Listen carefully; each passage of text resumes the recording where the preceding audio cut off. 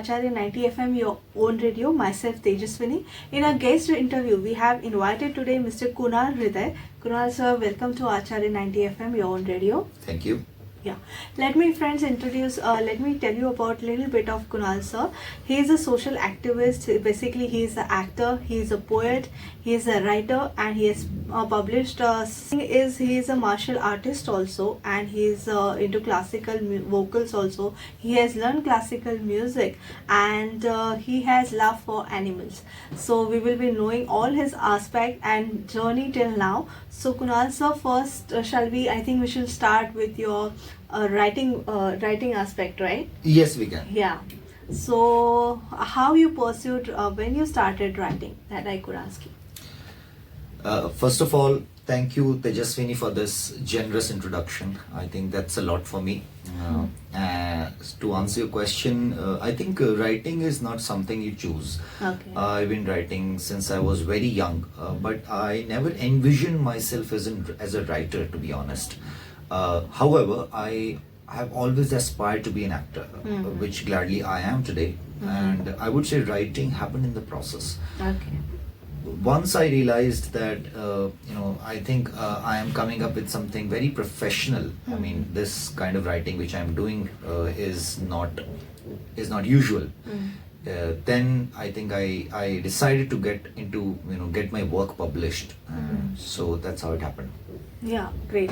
But we get inspired with certain personalities, right? Though in acting and as a writer, who inspired you basically? My inspiration were, I would say when I started reading the Indian poets, and specifically there's a vidha which is called Chand Kavita. Okay. So when I was exposed to Harivansh Rai Bachchan, Yeah. Ramdhari Singh Dinkar, Surikant Tripathi Nirala, Premchand, yeah. Munshi Premchand is still more of a story writer. Okay. So I'm talking about poets Poets, okay. who would write in Chand. Yeah. And when I was introduced to the Chand, so Tulsidas is a Chand Kavi. Yeah. So he would write in a rhyme and a meter. Mm-hmm. That gave me a kick. I Yeah. realized that that's kind of the supreme, that's the peak of poetry. Okay. And I was so inspired by it then that I started to write in the same, following the same patterns, and that brought me really into, I would say, very the kind of writing which I'm doing these days. Okay. And I'd like to ask you about your journey from Delhi to Bombay. How you find Mumbai? I love Bombay. Bombay is nice. I love the vibes of the city. Whenever I come here, it's so nice. I mean, the weather of Bombay never really bothered me. However, it does bothers many, but it never bothered me. I love Bombay. I love people. I love Bombay. I love the culture. Everything about Bombay is nice. Yeah, and many of the struggling artists, and they all over India, they come down to Bombay as is a Bollywood city. So they come here, they do their struggle, and they get their name, fame, everything in their life. So what was the thing, what made you to come to Bombay, and how you started your acting career in Bombay? To be honest, I didn't come to Bombay for acting. Okay. I was doing masters from Indian Statistical Institute in Yeah. Delhi, which is a very revered institute of statistics. There I got a campus placement, and my first job was in Axis Bank, Mumbai, Worli branch. Okay. So there's a head office of Axis Bank in Worli, where I was placed. That happened to be the reason for me to land in Bombay, but I was very happy that I'm blessed to come into this city. Being an artist and finding yourself in Bombay without choice is a blessing. I could have been somewhere else, maybe Gurgaon, Bangalore or Pune, but I was blessed to come here. Yeah, nice. And I would like to ask you have been working with various TV ads or the commercials we say, and even the documentaries, and we would like to know what are the serials or where have you done your acting basically? I haven't done any serials. I think I'm very busy in my laboratory. So I do very active theatre, and my shows are also very popular. I do a show with the name Var Satra Bar, which is also my book. Okay. It's a solo show as well as I do it in a group. We have performed it at several prestigious platforms, including Shri Ram Center. Documentaries I have done. I have done a very interesting. Recently, I did a very interesting documentary of Satyug Darshan Trust, and it's again a spiritual organization. And they really liked my ideas, and I could understand their concepts, being associated or being very much interested in Vedanta. So I got a chance to do comparing in one of their documentaries, and recently I've done some commercial ads as well. It's a simple journey. I mean, you spend time in Bombay, you do theatre, you meet casting directors, and gradually, eventually, once you grow your skill, I think there are people out there to identify your talent, and they would invite you. Yeah. So you mentioned about your first book and your first theatrical performance, which was on the Var Satra Habar. So can you narrate some incidences, or how you can you narrate something about your book? Yes, I can Some narrate. incidences, yeah. I can narrate some stanzas from my book. I can narrate. Let me just recall how. And how was the entire process? Right from selection of the artist and writing the book, and then making it into a theatre. So surely first the idea came up. So the book came up before theatre. Theatre, yeah. Rather, I would say the poetry came before theatre. I got it published after I had performed it somewhere. But the idea obviously came before, and anything of quality and content surely takes a lot of time. So it took me around 2 to 3 years to conceptualize, frame, and build this concept of Vas Satravar. And it's a very, I would say, masculine text, because it talks about war, it talks about the art of winning. Okay. And this is inspired by the essence of number 17 is inspired by the relevance of number 17 in our history when it comes to wars. So there are very interesting coincidences I can tell you, I can mention. For example, there were 17 wars between Krishna and Jarasandh, if you know. Okay. There were again 17 wars between Prithviraj Chauhan and Muhammad Ghori. There was a king with the name Ahom. He is an East Indian king, and he fought Mughals 17 times. Okay. Again, for Maharana Pratap, it was a struggle of around 17 years after he lost the battle from Akbar, and he was constantly creating strategies, doing guerrilla wars until he died, and that time frame was 17 years. The time frame for which Humayun was struggling to get his kingdom back was again 17 years. There are 17 days. For 17 days, essentially the battle of Mahabharata went on. So basically on the 17th day, the decision was done. Everybody knew that now it's the Pandavas are going to win. So the battle was for essentially 17 days, the battle of Mahabharata. And several other incidences. This is a very, I would say, very, very strange coincidence that why when it comes why to... only 17? Why 17? Why, when it comes to wars, why this number is so prominent? There is a spiritual relevance of this number. Okay. And that spiritual relevance comes from another story which has to do with number 17. The spiritual relevance is that in one of the Jatak Kathas of Lord Buddha, he mentions that before attaining Nirvana, he fought with a demon 17 times in Dhyan.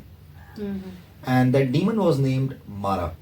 So you would find in Indonesian scriptures and a lot of Vajrayan is in a lot of Vajrayan scriptures the mention of Asura Mara.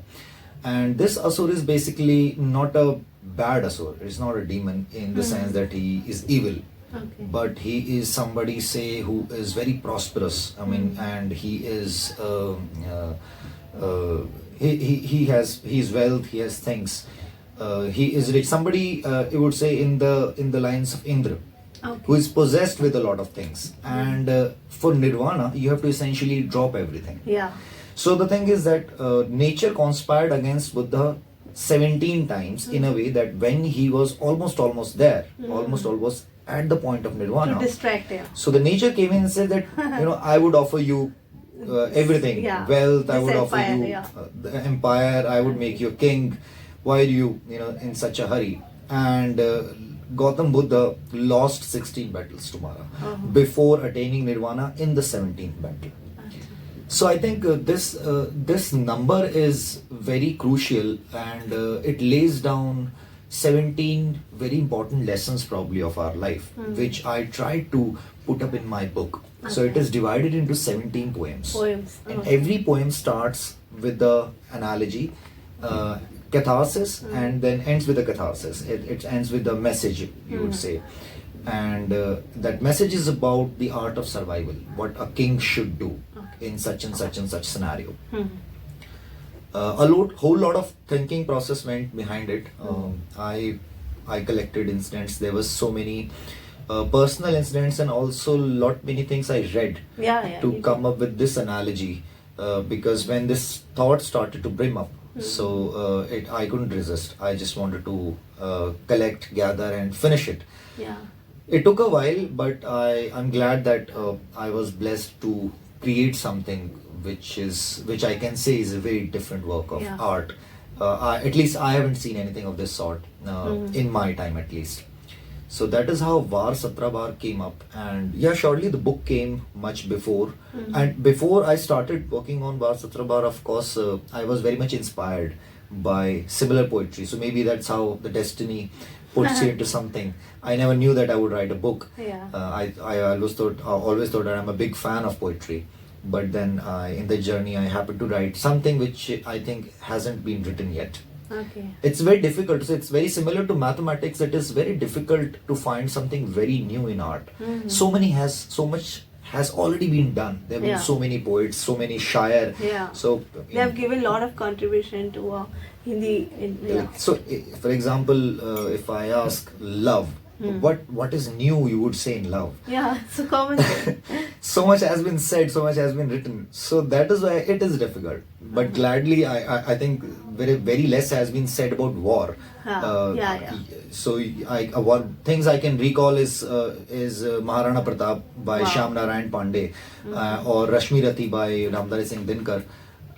Or you can say Andha Yug by Dharamveer Bharti is one another text which is very interesting about war. But out of this context, at least in Hindi literature, I can't really recall anything of that sort. So I think this is the next text which adds to that universe of philosophy or psychology of war. It is very impressive, and I want to hear the poems right now.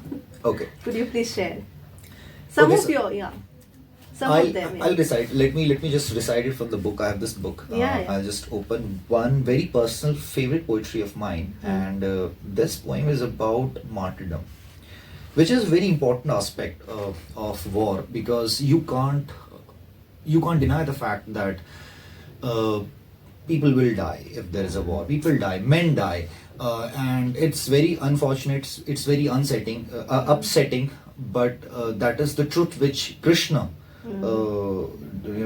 tells to Arjuna, that that is not really the point where the life should stop. Sometimes dharma is beyond life and death. So this poetry is called Shahadat, and let me recite a few lines. So this line is: गर अंदाज लगा पाता इंसान आने वाले पल का, बात ही क्या थी फिर तो सब कुछ पहले से ही तय हो जाता, जंग से पहले ही हो जाती बात लाजमी क्या होगा, क्या लड़ना फिर खेल खत्म लो हम हारे और तुम राजा, खेल यही है कुदरत का, खेल में है एक खेल बसा, चल रहा जो प्यादे बिसात पर खुद बिसात पर यहाँ खड़ा, मानो ना मानो है चलता और ही कोई हम सबको, असल खिलाड़ी खेल ही है यहाँ खेल ही सबको खेल रहा. And then the story continues. So it's a story. It's a story of a king. And then after that, this story proceeds, and then in the end, I'll just recite some catharsis of this poem, which says that बदकिस्मत हैं सोचते हैं जो क्या ही मिलता वीरों को, बकने वाले बकें शहादत सुने नहीं तकरीरों को, है ये उनका खेल जिन्हें है जीत का असली भेद पता, और पता तस्कीन फकत क्यों मिलती रही फकीरों को. Taskin is peace. So people who know that why saints own peace. They Yeah, possess this is peace. little difficult. Even I'm not getting it. Let me come to the next line. I think this is easier. Okay. कटते हैं प्यादे अपने भी जंग कोई आसान नहीं. हाँ. This is fine. Yeah, fine. चिंगारी का काम जलाना पूछे ना पहचान कहीं ना देखे बालक बूढ़ा ये जला के सब कुछ खाक करे हाँ. बेरहम है कुदरत सच इसमें दया प्रेम का भान नहीं. The observation is that faith Yeah. is absolutely a great thing to have, but nature is not that great. I mean, it's great, of course, but it's rude. It's rude. You have to survive. You have to struggle. Yeah, struggle for survival. It's not easy. It's not easy to earn money. It's not easy to Sustain life, sustain. It's not easy to protect yourself. There are diseases. There are so many things. There's been man versus nature is such a long fight, or I Yeah. would say human versus nature, Human versus including nature. women as well. It's been such a long fight. So Yeah. बेरहम है कुदरत सच इसमें दया प्रेम का भान नहीं. दाव आखिरी करता है फैसला कि जीता कौन यहाँ. मरना तो है ही लेकिन किस तरह मरे अनमोल यहाँ. मरे हाय मरे करते करते या जीना साकार किया डट लड़े निपट आखिरी सांस तक वार 17 बार किया. And this last stanza is more about the idea of martyrdom, that everybody will die. हाँ. So what is important is how you die. So you can make your life special because everybody's life is fine, is same. Is this? Yeah. But you can make your life special by dying a more glorious death. And that is the essence of martyrdom. That if the people who are dying for the country, for the soldiers, Yeah. they are no doubt the supreme-most civilians because they are living a more life because they are dying a glorious death. That's the idea of the poetry. I mean, there's a whole lot of things to say. This is one part which specifically talks about martyrdom, but there are other parts as well about poetry, about politics. So let me recite another poetry, just 2-3 lines, Yeah, sure. which is about politics, and it's a very integral part of Rananiti. So Rajniti is a part of Rananiti, and how strange life is depicted in this poem. And this poem is Khel mein So have you ever played cards by any chance? Yeah. Okay, so then you won't be able to relate. So it's King, Queen, and yeah.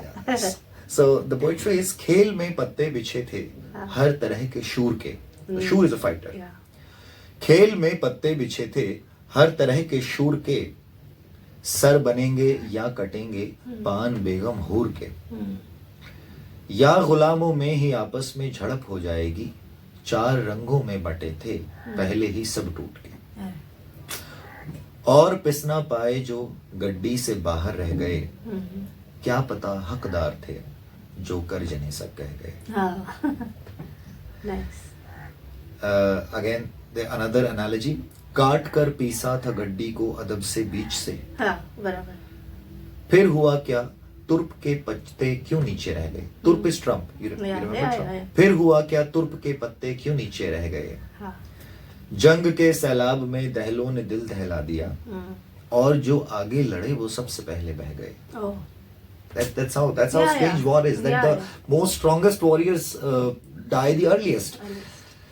So these are the kind of analogies which are there in this book, and this book also has to do with a very internal struggle of ours. The story is of a king, but it's essentially a shadow poetry. When you read it, you would realize that there is nothing which is talked about any specific king, or it's not a specific story. It's a quest of everyone. It's our quest. It's just another perspective of to look at the idea of survival of the fittest. Yeah. Yeah. But how was the experience when it was a first book, right? It's your Yes. first baby. It's my first baby. Yeah. So how was the experience when you firstly published this book? Experiences How of was the response from the audience? response is definitely very nice. I think the audience of the book is limited because it is rich in Hindi, and people who can relate to Hindi poetry obviously are the first ones to grab a flavor of this book. But for that reason only, there is a visual version of this book. That is why I do play. That's why I do a theater as well. So that people who It can are reach not, out to many people. it at can a reach time. out to people who are not familiar or find difficulty in Hindi specifically. They can also relate to it. Yeah. And once you've seen the play, then it is much easy to comprehend the book. That is also the thing. Yeah. Yeah. And you're a founder of Vayam Performing Arts. Yes, Yeah. yes. So what is it? And you have been working 15 years for that. So Yes, what is it's- the foundation?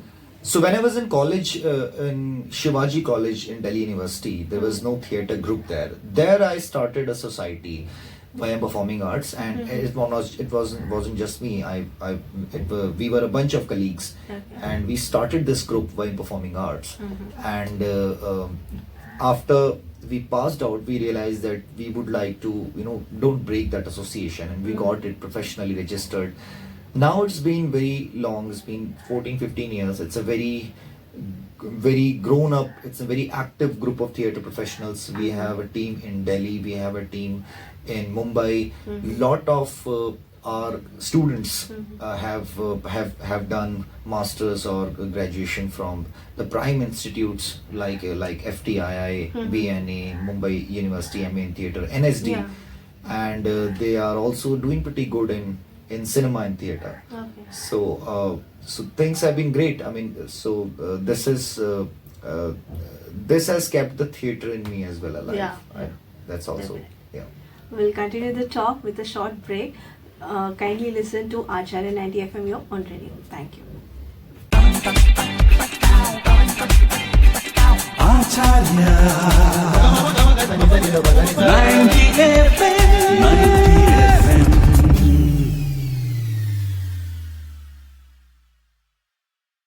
Welcome after the short break. You're listening to Acharya 90 FM your own radio. We are having conversation with Kunal Hriday. Now let me ask you about your classical music adventure. Yeah. Classical so I think music. you learned from Mrs. Shashi Nigam. Mrs. Shashi Nigam. Yeah, She is a very devout vocalist and teacher here in Mumbai Circle, and I learned for 4 to 5 years. And before I say anything, that if I really know classical music, with due apologies to all the gurus, that I am not really. I can't say A really professional one. Okay. I'm not a professional singer, Yeah. but yes, I do understand music. I can say that.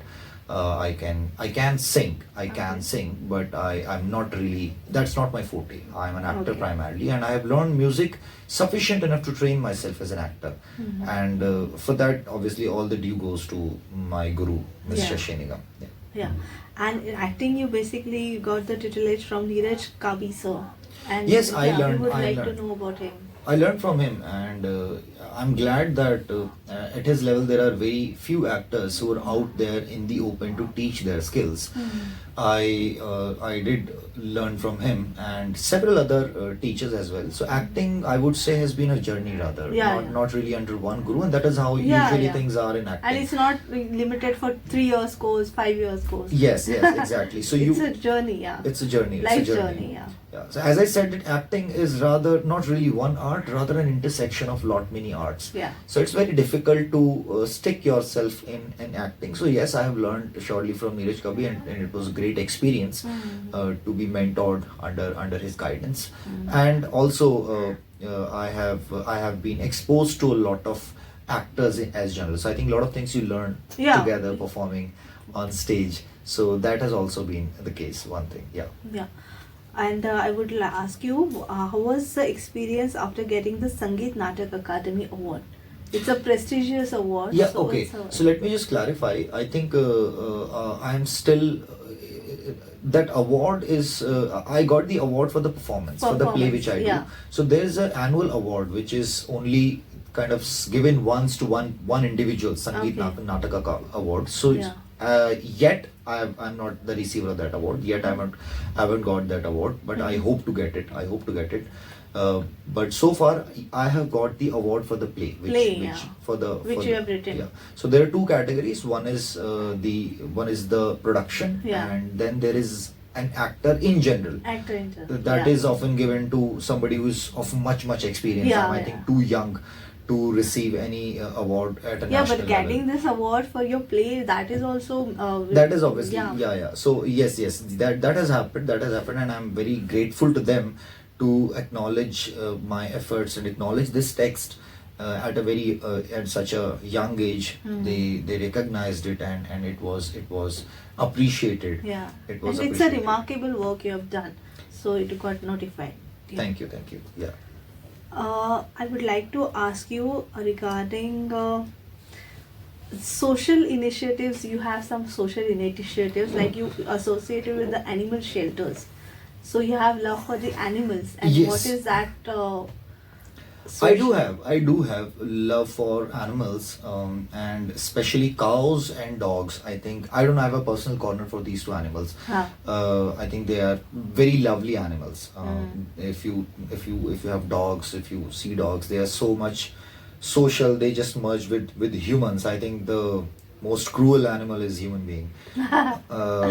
Unfortunately, I belong to this species, but as I think one responsibility as Hindus we must take up is to channelize our prayers, our donations to places, to things which are helping someone. So I'm a true supporter, in fact, a very, very crude supporter of ideas that rather than funds going into the mandir kosh, Yeah. into the temples, it should rather be diverted to helping animals. Yeah, and helping poor. Yeah. helping poor, helping animals. See, poor is still fine. Poor is still fine, because human being, as the Vedant says, as Dharma says, that everything is karma, because the karma things are happening. But the situation we are in today, right now, man is eating upon the space of animals. Yeah. Animals are not coming in our way. Yeah. So so for example, there are floods in Delhi right now. So we are in the way of the river. River Yeah. is not in our way. Yeah.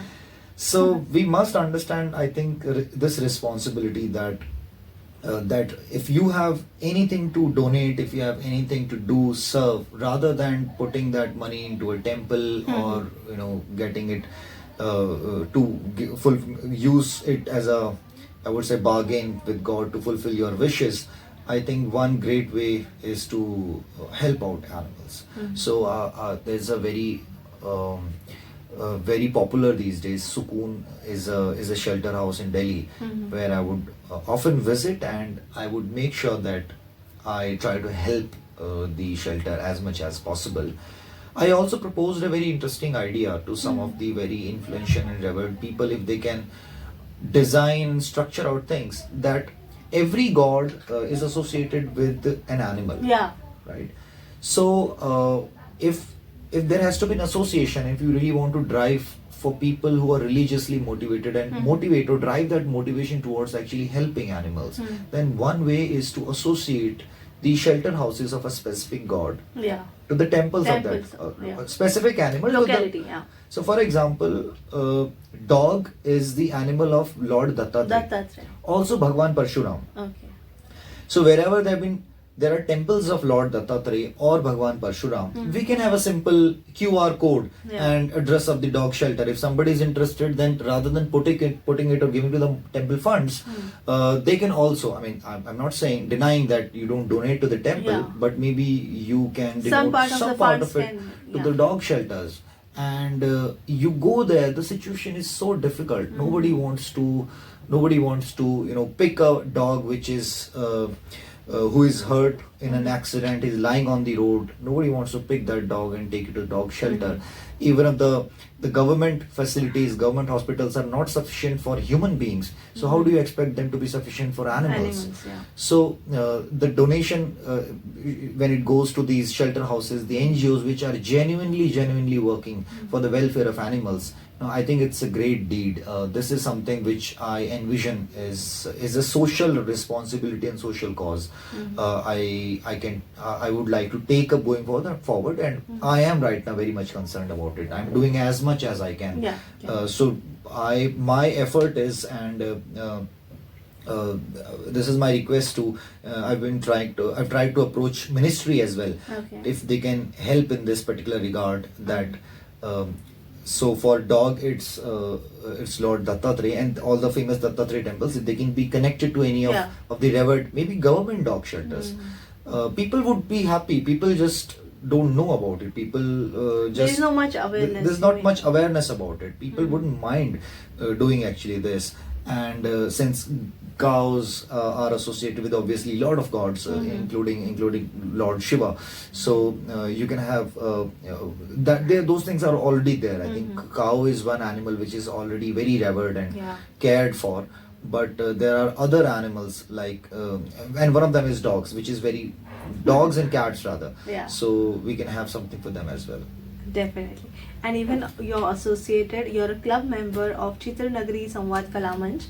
So would like to know about this Kalamanch and what is its role, what exactly it does. It's a very prestigious group of prestigious poets and writers in Bombay. Okay. It's run by our very much regarded senior and one of very famous personalities in the Indian screenwriting scenario and lyricist scenario is the Mani Pandey and his colleague Naveen Joshi.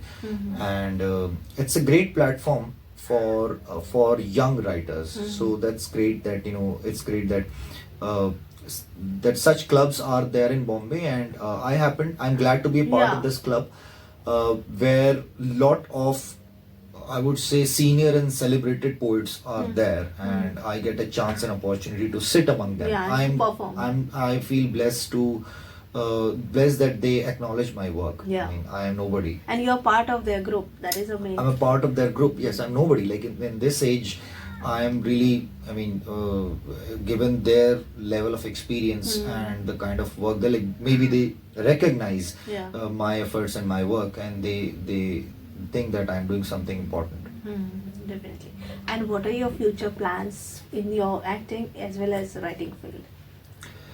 I'm right now working with a team in Delhi on a Haryanvi film project. I think regional theatre is something which is yet to come up in North India. North India, yeah. So Punjab has already come up, but Rajasthan and Haryana are now Still in that behind, yeah.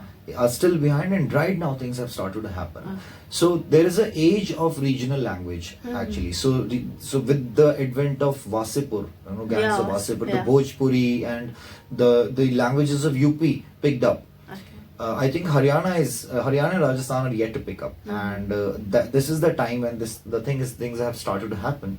So I'm working on a film project with some colleagues as an actor and a writer as well, and that's all. I think that's the key thing which I'm doing in cinema right now. And as a writer, obviously, I've finished my one text and I'm working on another text, which is again a very, I would say, larger than life concept in itself.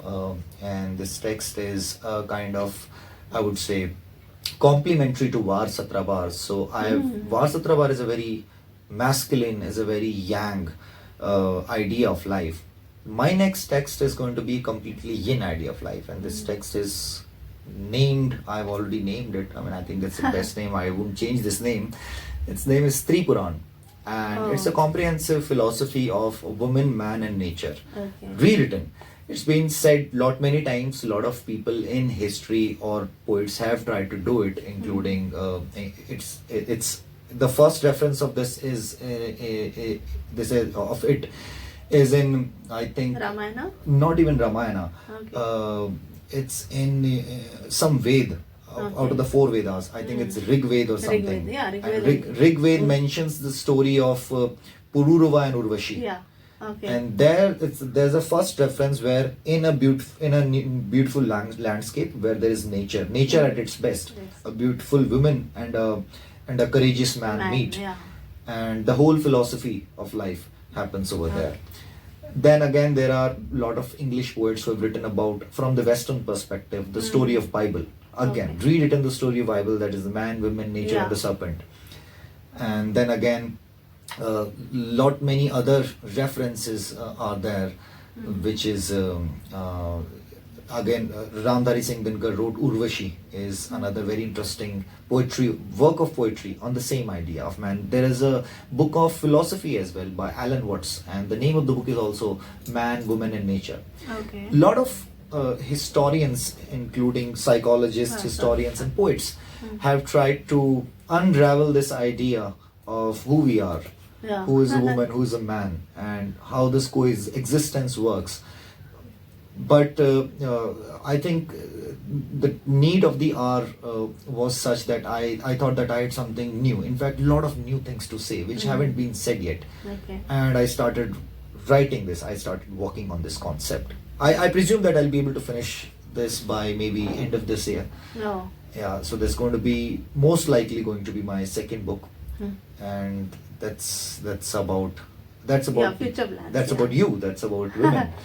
I think that is what one thing which makes it very interesting, that at least women I've seen are not very much interested to know about Themselves, yeah. about war, War. about Var Okay, Satra war. Bar. I mean, Huh. that's a very masculine text, but Stri Puran is something which is something which has a more social impact, I would say.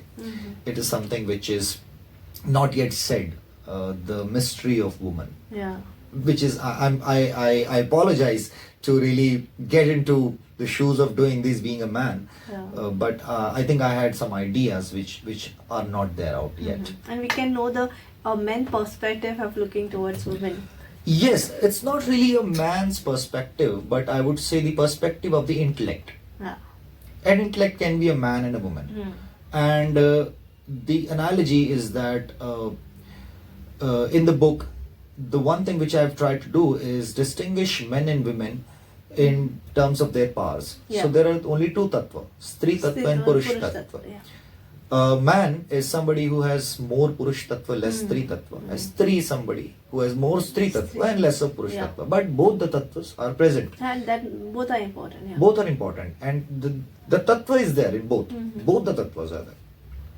So this what it does is essentially makes the powers of a woman different from the powers of a man. And this book is trying to highlight those powers. Yeah. So for example, and this is an observation.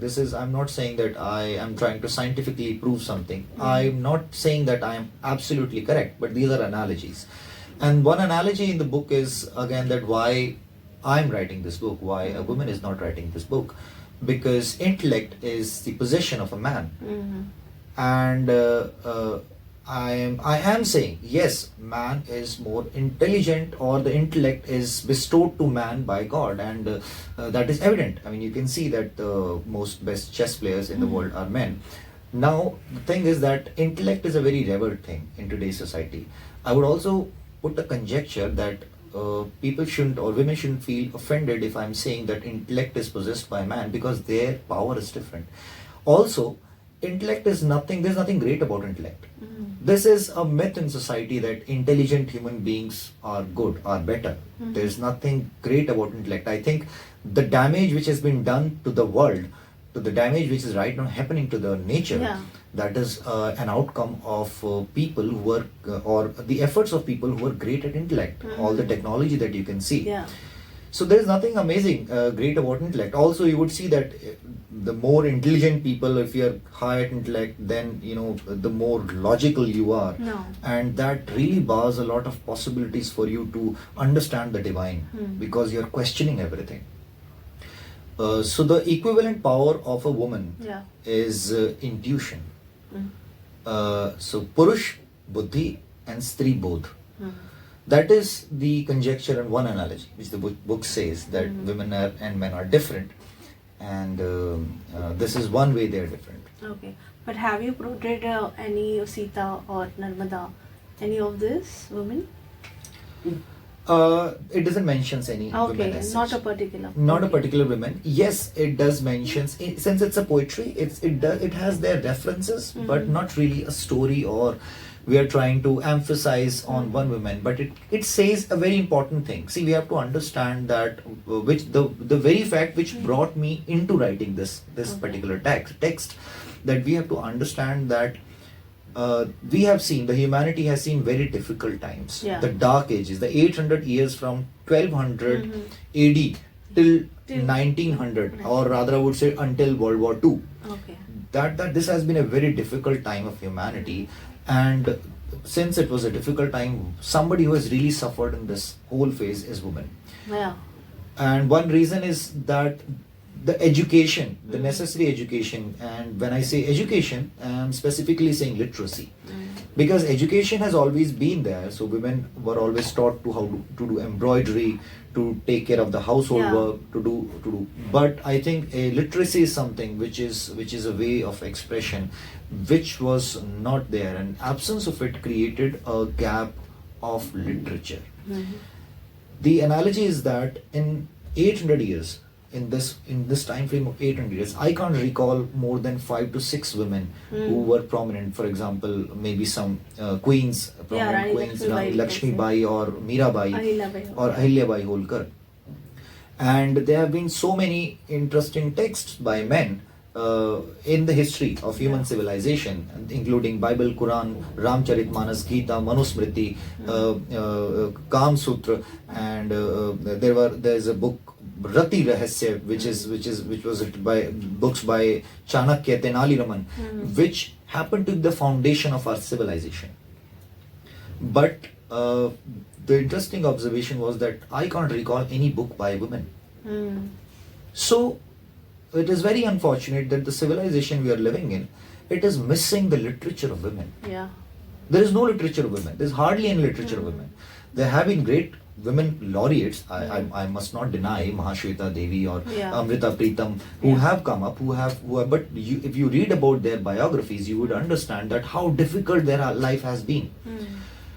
So that literature, that missing literature. So there is Ramcharitmanas, there is no Sita Charitmanas. Yeah. That missing literature has created a cultural gap, cultural void, and the repercussion of that void is that men do not understand women. They do not understand their power. So, for example, intellect is my power, physical strength is my power, bodh is power of a woman, Atma Bal is a power of a woman. Yeah. But those things are not visible. You can't see the power of intuition. You can see the power of intellect. Yeah. And in the absence of the cultural knowledge, in the absence of literature by women, however, the literature of women is hidden, I would say. Yeah. I mean, it comes out in multiple forms. I won't say the literature of women is essentially a book. It could be anything. It could be anything. Maybe I think all the art forms, the Brahmanatyam and all the things, Bharatanatyam we see, that is somewhat a literature of women. But the opinions again are missing. The thoughts are missing. Thoughts are missing. So, for example, consider Kam Sutra. It's a great text. It's a celebrated text on sex education. Yeah. But again, it is a complete perspective of a man about science. Yeah, Rishi. yeah. It's a masculine perspective on Kam. Obviously, you can't imagine asking women and having a female perspective in that time. I mean, that would have been very debated book. But you have to accept that there is a missing education. Yeah. And that education is creating issues. So the disbalance of yin and yang we see today, and that disbalance ranges from all the atrocities which we see or we hear happening to women, from them to atrocities which are happening on men by women, because those atrocities where women are not at their best, they are misusing the laws and all the news where we are hearing, those things are repercussions of a huge past which has happened, things which have happened out of ignorance. Those are, I would say, more of a repercussion rather than the essence or true nature of women. That has nothing to do with the nature of women. Nature of women is something which is completely different from that. And if set free, if once the society restores, probably we would see those patterns again. Once we have a more educated and understood society. So that is the idea of the text, and I hope I am able to convey which I am trying to convey much better once the text is out. Yeah, definitely. And best wishes, all the best from Acharya 90 FM for your future endeavors. And thank you again for joining us on Acharya 90 FM and sharing your all the thoughts and your views towards life. Thank you so much. Thank you, Tejaswini. Thank you. So friends, today in our guest interview, we had Kunal Hriday sir with us. He's as I said earlier, he's an actor, poet and writer, and also a social activist. We'll be meeting up with the next case in our next guest interview. Till then, myself Tejaswini signing off for today. Thank you.